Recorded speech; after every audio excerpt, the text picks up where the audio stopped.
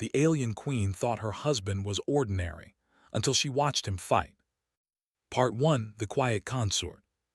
Queen had ruled the empire for 300 cycles. Her people were tall and strong. Their skin was silver like moonlight.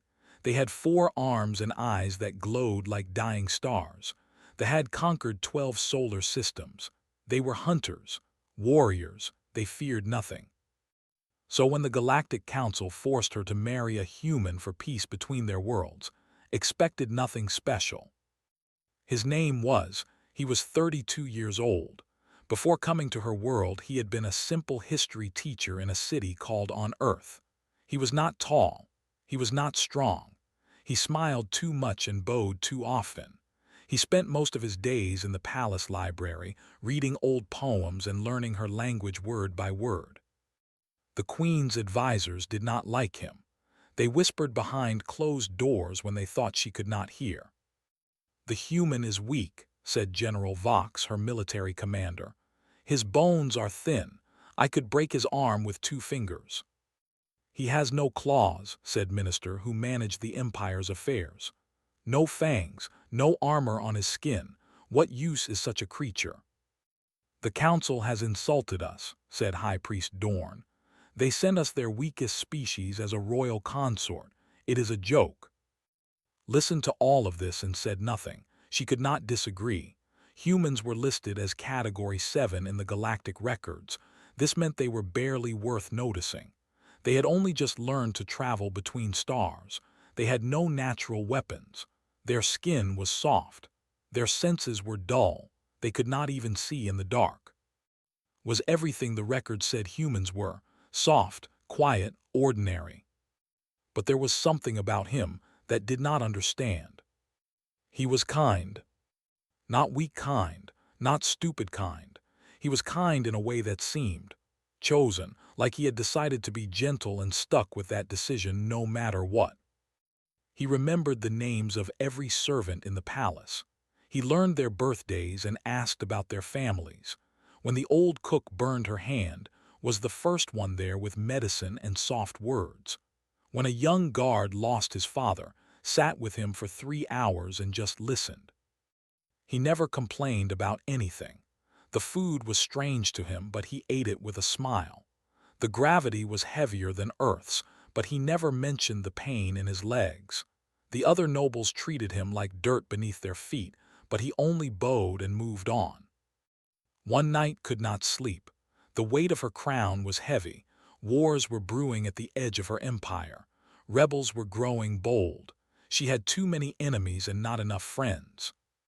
She walked to her balcony and found already there, looking at the 3 moons. "You should be sleeping," she said. "So should you," he replied. He did not bow, he did not add her title. It was strange, but she did not mind. "I have too many thoughts," she admitted. Nodded. "I understand. Wait here." He disappeared and came back with 2 cups of something hot. He called it tea. It smelled like flowers and tasted like peace. "My mother made this for me when I was young," he said, sitting beside her. "Whenever the world felt too heavy, she said some problems cannot be solved at night. They can only be carried, and carrying is easier with something warm in your hands." Sip the tea. It was good, better than good. "You are strange," she told him. "Strange bad or strange interesting?" "I have not decided." He smiled, that smile again, gentle, patient, like he had all the time in the universe. They sat together until the first sun rose. They did not talk about politics or war or duty. They talked about small things. His childhood by the sea, her first time flying a starship, the way Earth's single moon looked through human eyes, the way children played games with 4 arms. When the morning came, felt lighter than she had in years. This became their routine. Whenever she could not sleep, she would find on the balcony. He always had tea ready. He always had time to listen. He never asked for anything in return. Months passed, then a full year. His advisors still whispered. The nobles still sneered. The empire still saw her human husband as a weakness, a stain on the royal bloodline. but was starting to see something else. She watched move through the palace. He walked softly, but his steps were always balanced, perfect, like a dancer or a hunter. She watched his hands when he poured tea. They never shook, never spilled a single drop. She watched his eyes when strangers approached. For just a moment, less than a heartbeat, something cold would flash behind them. Then it would vanish, replaced by his usual warmth. One day she saw him in the garden. A venomous snake from the southern jungles had somehow gotten into the palace. It was deadly. One bite could kill in minutes. The servants screamed and ran. The guards reached for their weapons. Simply bent down, grabbed the snake behind its head and carried it outside. His hands were calm. His face showed nothing. He released the creature into the wild and came back to his reading like nothing had happened. "Were you not afraid?" asked him later. "Of what?" "The snake, it could have killed you." Shrugged. Fear is useful sometimes. Other times it just gets in the way. Stared at him for a long moment. There was something beneath the surface of this man, something he kept hidden. She could feel it like pressure before a storm. But she did not push. She told herself it did not matter. He was just a human, category 7, the weakest of the weak. Whatever secrets he had, they could not be important. She was wrong. She was so terribly, completely wrong. And she would discover the truth in blood and fire, in a moment that would change everything she believed about humans, about weakness, and about the quiet man who made her tea at midnight. But that moment had not come yet. For now, there was only the peace of the palace, the warmth of the tea, and the gentle smile of a husband she thought she understood. She did not understand him at all. The alien queen thought her husband was ordinary until she watched him fight. Part 2: The Assassination Attempt. The Festival of Three Moons was the most important celebration in the Empire. Once every 10 cycles, all 3 moons aligned in the night sky. The queen would stand on the great balcony of the palace and speak to her people. Millions would watch. It was a night of joy and unity. Wore her finest robes, gold and silver threads, jewels from conquered worlds, a crown that weighed as much as a small child. She looked like a goddess. Stood beside her dressed in simple white clothes. He had refused the fancy robes the servants offered. "I am not the one they came to see," he said. "I should not distract from you." The crowd below was enormous. From every corner of the empire filled the great plaza. Their glowing eyes looked up at their queen with love and loyalty. Began her speech. She spoke of peace, of prosperity, of the bright future ahead.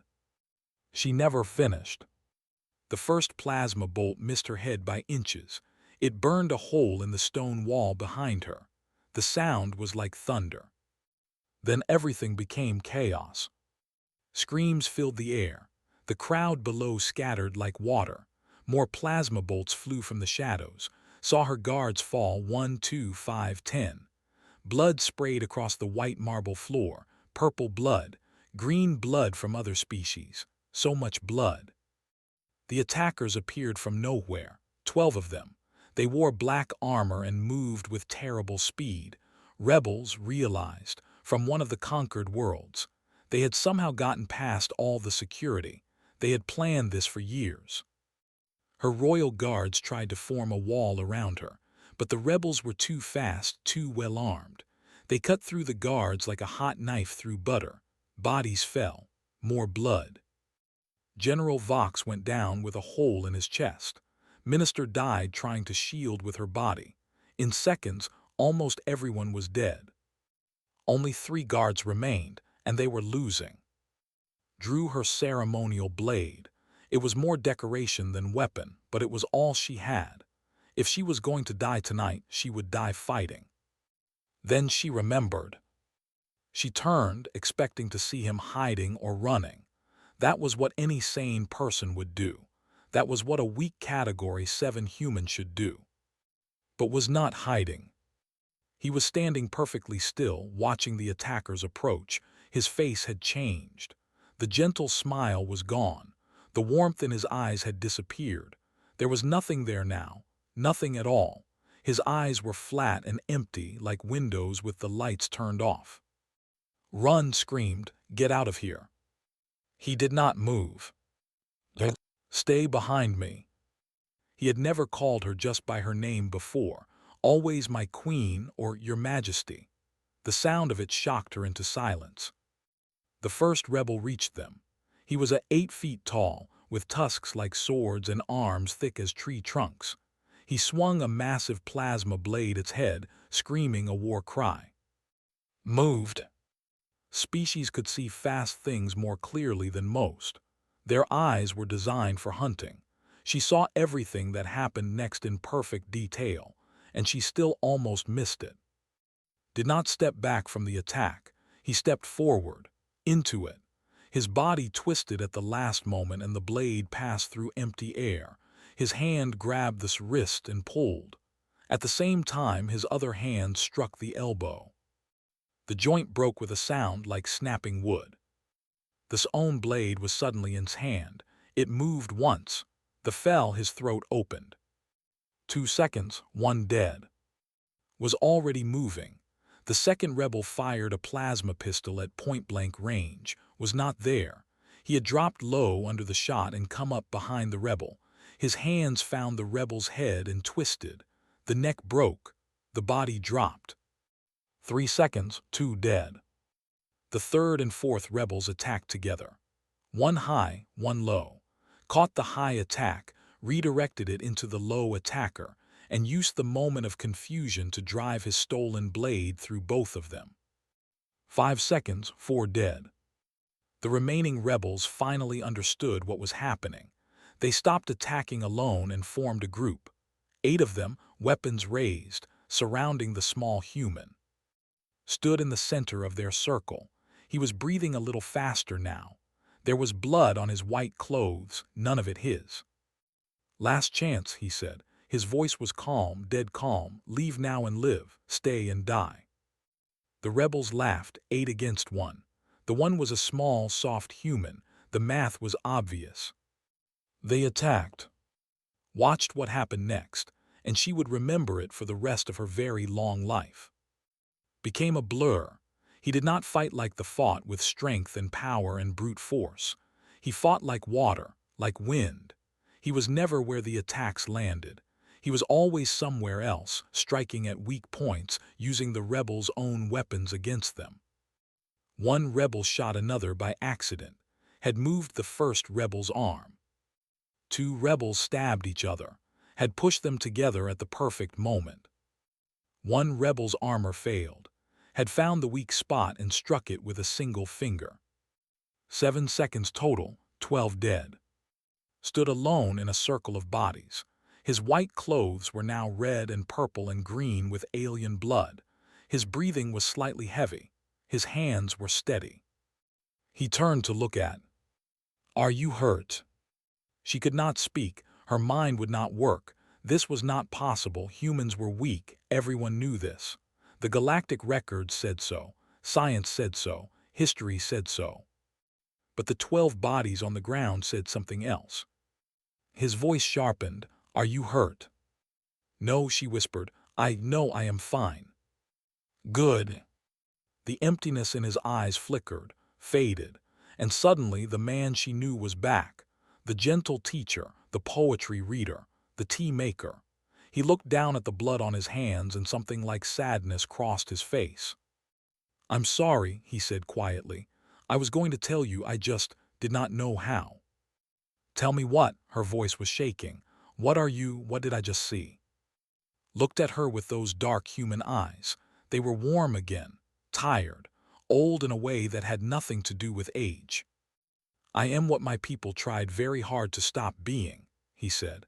"I am what we become when someone threatens what we love." He offered her his hand. It was covered in blood, but his touch was still gentle. "Come, we should get you somewhere safe, and then I will tell you everything." Took his hand. She had married a monster wearing the face of a lamb.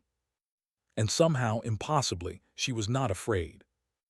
The alien queen thought her husband was ordinary until she watched him fight. Part 3. The Truth About Humans. The palace was in chaos. Guards ran through the halls. Medics carried away the wounded. Servants cleaned blood from marble floors. But in private chambers there was only silence. She sat on her bed, still wearing her ruined festival robes. Her 4 hands would not stop shaking. Every time she closed her eyes, she saw it again, moving through the rebels like death itself. 12 warriors, dead in seconds, sat across from her. He had washed the blood from his hands and changed his clothes, but nothing could wash away what she had seen. He waited quietly, giving her time to find her words. "Explain," she finally said. "Explain what you are." Nodded slowly. When the Galactic Council first studied humanity, they sent scientists to Earth. These scientists measured our average people, farmers, teachers, office workers, mothers and fathers living quiet lives. And yes, most humans are exactly what those scientists found: peaceful, gentle, weak by galactic standards. But you are not most humans. No, he looked down at his hands. I am not. What are you? I am what happens when humans are not at peace. He met her eyes. You know that every species has a survival strategy. They are bigger and stronger than most. They have armor and tusks. They have venom. Humans have none of these things. Then how did your species survive? We survived because of 2 things. First, endurance. Humans can run longer than almost any creature on our planet. We cannot catch prey quickly, so we learned to chase them until they fell from exhaustion. We can walk for days without stopping.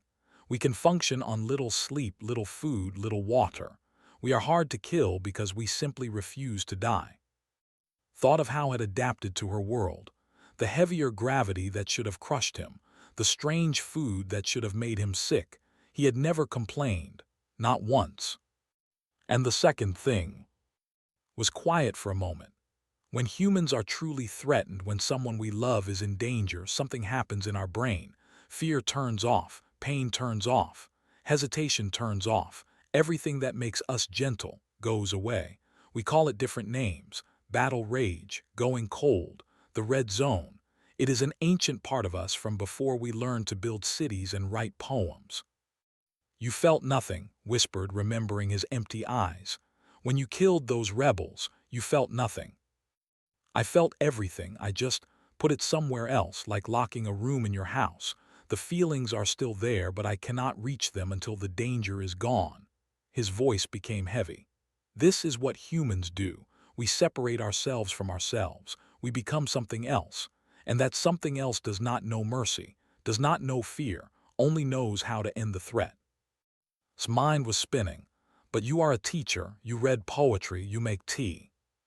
Yes, because I choose to be those things. Leaned forward. This is what the galaxy does not understand about humans. Our kindness is not weakness. It is a choice. Every single day we choose to be gentle. We choose to smile.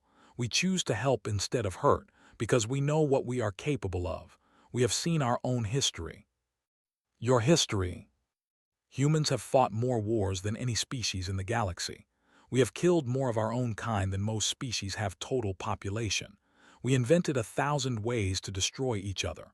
Weapons that could burn cities, poisons that could kill millions, bombs that could end all life on our planet. His voice was soft but heavy. We are not peaceful because we cannot fight. We are peaceful because we learned, through rivers of blood, that we must choose peace or destroy ourselves. Stared at him. 300 cycles of ruling an empire. Thousands of species studied and conquered. She had never heard anything like this. The Galactic Council does not know this, she said. No, my government did not tell them. When the Council asked for a human for the peace marriage, they requested someone harmless, someone who would not cause trouble. A ghost of a smile crossed his face. My leaders thought it would be wise to send someone who could protect himself, just in case. Protect himself. You killed 12 elite warriors in less than 10 seconds. My best guards could not do that. My best warriors could not do that. Your warriors fight to win. They see combat as a contest, strength against strength, skill against skill. shook his head. Humans like me do not fight to win, we fight to end. As fast as possible, as completely as possible, we do not care about honor or glory. We only care about making the threat stop. What do you call this, humans like you? We have many names: soldiers, warriors, operators. I was what my people call special forces. I served for 15 years before I became a teacher. Tried to imagine it. 15 years of training to become what she had seen tonight. 15 years of learning to turn off his humanity and become a killing machine. Why did you stop, she asked. Why become a teacher? Pain flickered across face. Real pain, deep pain. Because I was tired of being a monster. I wanted to be a man. I wanted to help young people learn and grow. I wanted to believe that my hands could build instead of destroy. He looked at his palms. Every day I taught, I felt a little more human, a little less like the thing I was trained to be. And then you came here to marry me. Yes, I thought, I hoped, that I could leave that part of me behind, that I would never need it again. His eyes met hers and she saw grief there. I am sorry I brought something dangerous into your home. If you want me to leave. Leave stared at him. Then she did something that surprised them both. She laughed. A real laugh, full and loud, echoing off the chamber walls. Looked confused. I do not understand. Why are you laughing? Stood and walked to him. She knelt down so their eyes were level. With her lower right hand, her favorite hand, she touched his face. My husband is a hunter wearing the skin of a poet, a monster who chooses to be a man, and you think I want you to leave. You should be afraid of me. I am a queen of conquerors. My ancestors built an empire through war and blood. I was raised to respect strength. Her glowing eyes searched his dark ones. I have never been more attracted to you than I am right now. Blinked. Oh. The galaxy thinks humans are prey, weak, harmless, smiled. They have no idea what sleeps beneath your gentle smiles, do they? No, and my people prefer it that way.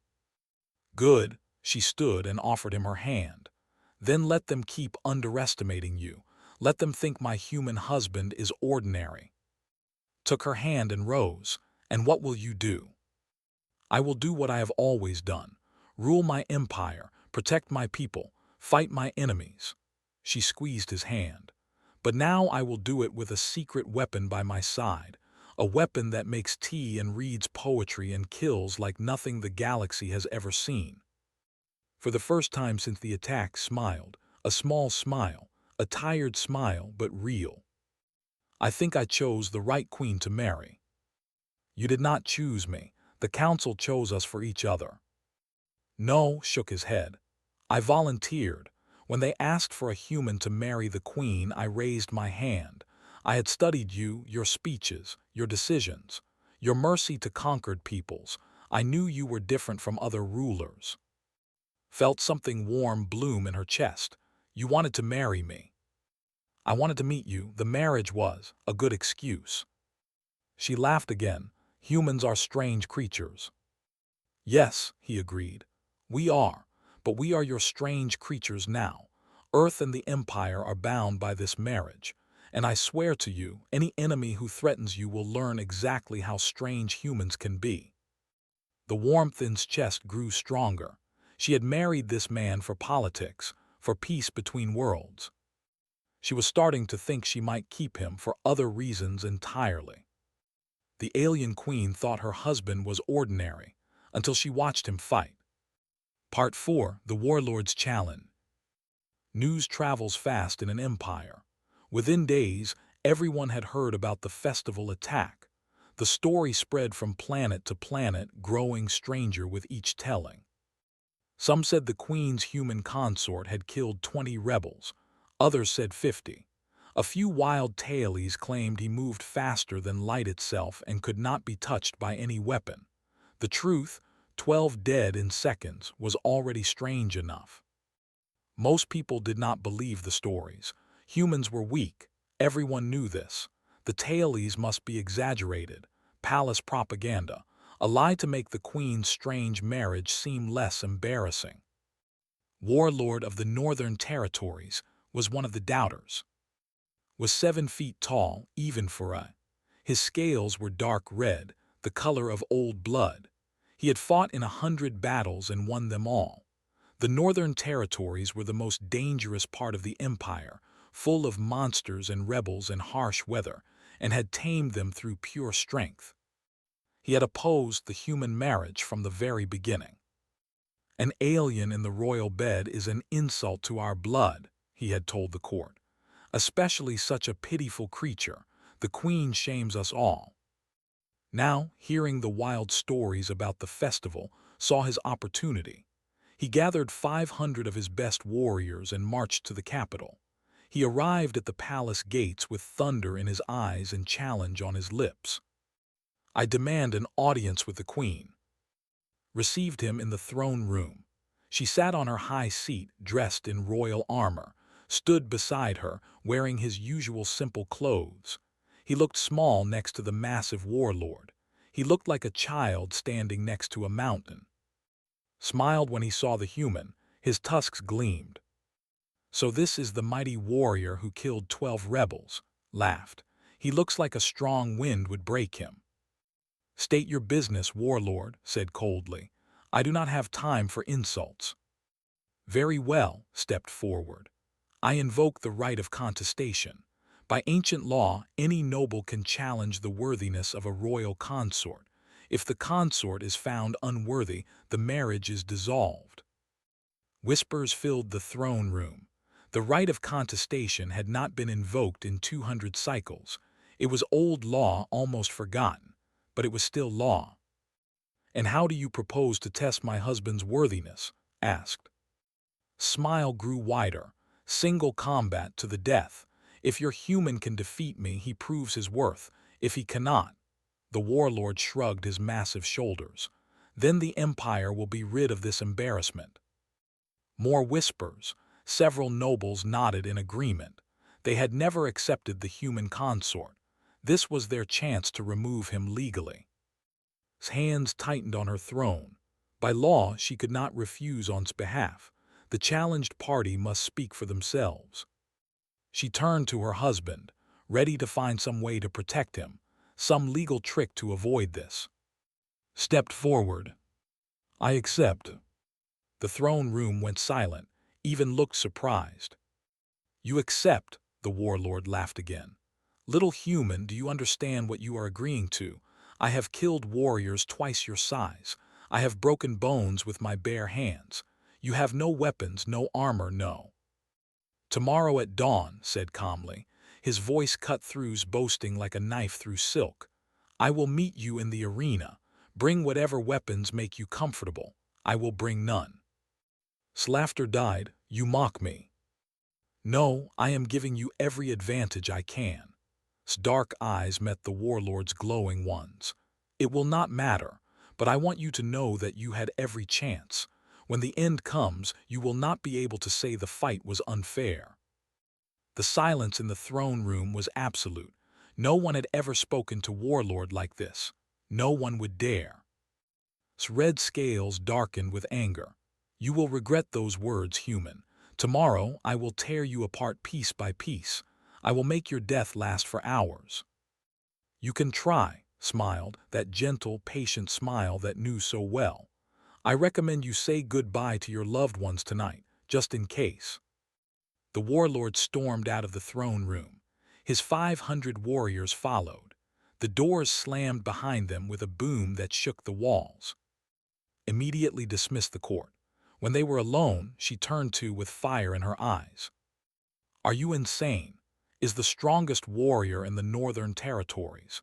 He has killed dozens of champions in single combat. I know. You said you would bring no weapons. You are giving him every advantage. I know.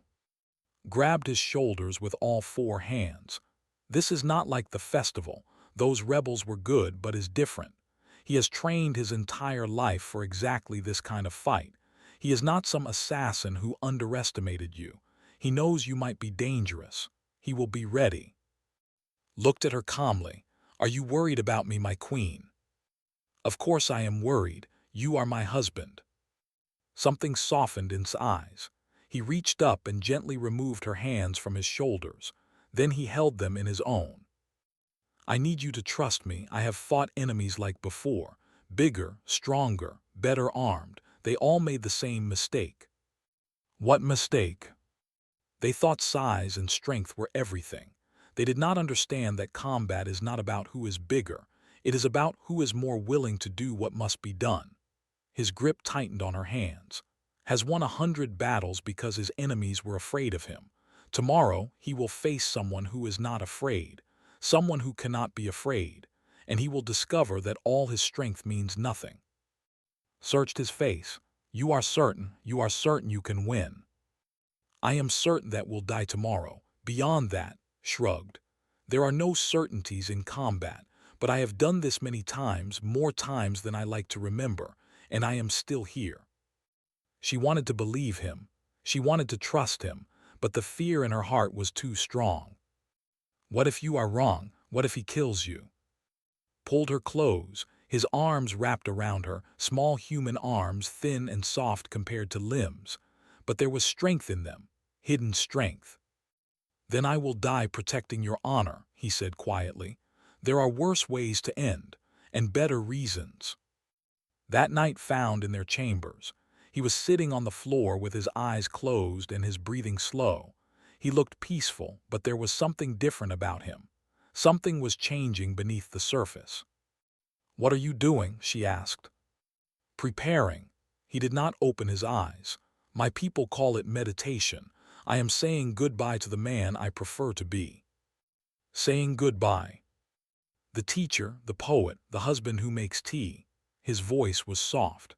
"Tomorrow I have to become something else, something older, something darker. So tonight I am thanking the gentle parts of me for existing, and asking them to wait while the other part does its work." Sat beside him. She did not speak. She simply sat, breathing with him, being with him in the darkness before the storm. After a long time, spoke again. "The galaxy thinks humans are kind because we are weak.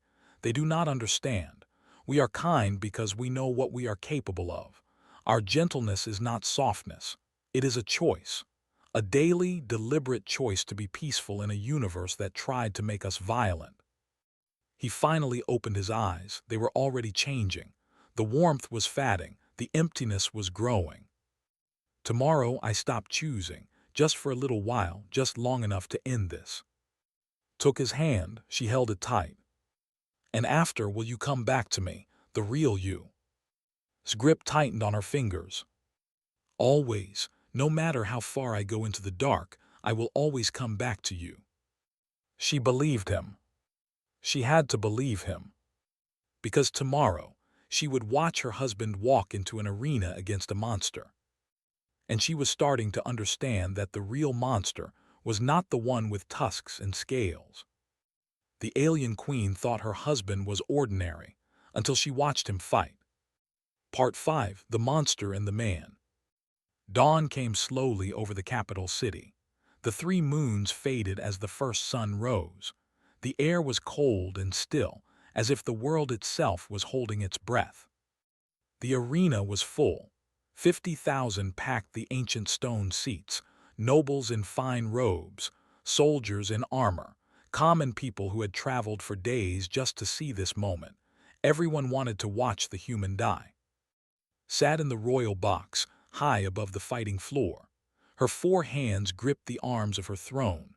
Her glowing eyes never left the arena gates. The announcer's voice boomed across the stadium. "Citizens of the Empire, today we witness the rite of contestation. Warlord of the Northern Territories challenges the worthiness of the royal consort." The first gate opened, entered to thunderous cheers. He wore his finest battle armor, black metal plates over his red scales. He carried a plasma axe in one hand and a shield in the other. He looked like a god of war. Walked to the center of the arena and raised his weapons. The crowd roared their approval, 50,000 voices screaming his name. Then the second gate opened. Walked out. He wore loose white clothes, no armor, no weapons. His feet were bare against the cold stone. He looked like a servant who had wandered into the wrong place. The crowd went silent. Then they began to laugh. "Look at him," someone shouted. "He is already dead. The human has lost his mind. This will be over in seconds." Laughed loudest of all. His voice echoed across the arena like rolling thunder. "You face me unarmed, truly. Have you accepted death so completely that you will not even try to fight?" Did not answer. He walked calmly to the center of the arena about 20 feet from, then he stopped. He stood perfectly still. His breathing was slow and even. His arms hung loose at his sides. His face showed nothing, no fear, no anger, no emotion at all. His eyes were empty. Felt a chill run down her spine. This was not her husband. This was the thing he had warned her about. The ancient part of humanity that did not know mercy, did not know surrender, only knew how to end threats. Stopped laughing. Something in the human stillness bothered him. Some instinct buried deep was trying to warn him, but he pushed it aside. He was warlord. He had nothing to fear from a small, unarmed alien. "Begin," the announcer roared. Charged, the ground shook under his massive feet. He closed the distance in 3 huge steps, his plasma axe rising for a killing blow. The blade came down with enough force to split a starship hull. The axe cut through empty air. Had moved, not backward away from the attack, forward, into it. His body had twisted at the last moment, slipping past the blade by less than an inch. He was inside's guard now, close enough to touch. His palm struck his elbow. The joint bent the wrong way. The sound of breaking bone echoed across the silent arena. Screamed, a sound no one had ever heard him make before. The plasma axe fell from his ruined arm. Before it hit the ground, caught it. 2 seconds. Swung his shield with his good arm. A desperate, wild blow, ducked under it and struck his knee. Another crack, the warlord stumbled. 3 seconds. Tried to grab with his massive hand, flowed around it like water. His fingers found a gap in his armor, pressed into the nerve cluster beneath. His good arm went limp. 4 seconds. The warlord was on his knees now, both arms useless, one leg broken. He stared up at the small human standing over him with absolute disbelief. "How," he gasped, "how is this possible?" "You are strong," said. His voice was calm, flat, dead. "But strength is just one thing, speed is another, precision is another, knowledge of anatomy is another. The willingness to cause maximum damage in minimum time is another." He raised the plasma axe. "You had one advantage, I had all the others." The arena was completely silent, 50,000 people not breathing. "Yield," said, "yield and live." His face twisted with rage and shame. "Never, death before dishonor." "Then die with your honor." The axe fell. The warlord's head rolled across the stone. Stood alone in the center of the arena. Blood dripped from the axe in his hand. His white clothes were stained red and purple. His breathing was slightly heavy. He dropped the axe. It clattered against the stone. Then he did something that no one expected. He closed his eyes. His shoulders began to shake. When he opened his eyes again, they were wet with tears. He was crying.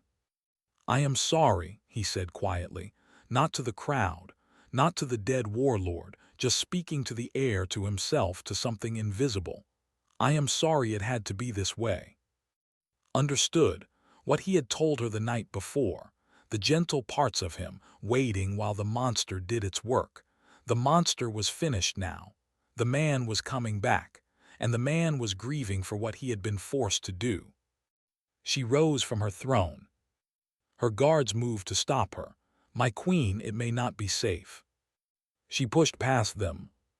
She walked down from the royal box, through the tunnels, out onto the arena floor. Her footsteps echoed in the silence. 50,000 eyes watched her approach the blood-covered human. She stopped in front of him. He looked up at her with wet eyes. The emptiness was gone. He was again. her husband, her poet, her tea maker. And he was broken. She took his blood-stained hand in two of hers. With her other two hands, she lifted his chin so he had to look at her. "You did what you had to do," she said softly. "To protect our marriage, to protect my honor. There is no shame in this. I killed a man. I killed him quickly and easily like he was nothing, like he was practice. He challenged you to death. He chose this. I know, but knowing does not make it easier. It never makes it easier." His voice cracked. "This is why I wanted to stop. This is why I became a teacher. Because every time I do this, I lose a piece of the man I want to be." Pulled him close. She wrapped all four arms around him, holding him against her chest. He was shaking. "Then let me help you find those pieces again," she whispered. "Let me give you reasons to stay soft. Poetry and tea and quiet nights on the balcony. I will remind you who you are, as many times as you need." She turned to face the crowd, still holding her husband. Her voice rose, filling the arena. "Behold my consort. Behold the strength of humanity. They are not the weak species you believe them to be. They are not prey. They are sleeping giants who have chosen peace. Do not mistake their kindness for weakness. Do not test their patience. And do not," her voice hardened to steel, "ever threaten what they love." The crowd was frozen. Nobles, soldiers, common people, all of them staring at the small human in their queen's arms. The small human who had destroyed their greatest warlord in 5 seconds flat. "My husband is both monster and man. He has the power to kill and the wisdom to choose not to. He is gentle because he is strong, not despite it. And any enemy of this empire will learn exactly what humanity is capable of when provoked." She looked down at, the tears had stopped. He was looking at her with something like wonder. "Come," she said softly, "let us go home. Let me help you become yourself again." He nodded. Together, they walked out of the arena. The crowd parted before them like waves before a ship. Later that night, they sat on their balcony. The 3 moons were rising, had washed the blood away and changed his clothes. He held a cup of tea in his hands. "Thank you," he said quietly, "for what you said in the arena, for understanding. Thank you for protecting me, for protecting our marriage. I would do it again, 1,000 times, even if it costs pieces of my soul." Reached out and took his hand. "Then I will help you put those pieces back together, 1,000 times, however long it takes." Smiled, a small, tired, genuine smile. The smile of a man who had walked through hell and found someone waiting for him on the other side. 3 years later, the Galactic Council changed humanity's classification. Category 7 became Category 1, Apex Predator. Handle with extreme caution. Do not provoke. But by then, everyone already knew. The story had spread across 12 solar systems. The human who killed 12 rebels in seconds. The human who destroyed a warlord with his bare hands.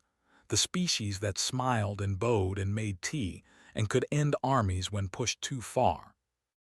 No one ever challenged Queen's choice of consort again. And he went back to reading poetry and learning cooking and falling asleep with his head on his wife's shoulder during long council meetings. He made tea at midnight. He remembered the names of every servant. The monster stayed locked away, deep in the basement of his soul. But everyone knew it was there, waiting, ready to wake if anyone threatened what he loved. That was the truth about humans. They were not kind because they were weak. They were kind because they were strong enough to choose kindness every single day in a universe that had given them every reason to be cruel. And there was nothing more dangerous in all the galaxy than a gentle creature who knew exactly how to stop being gentle. The end.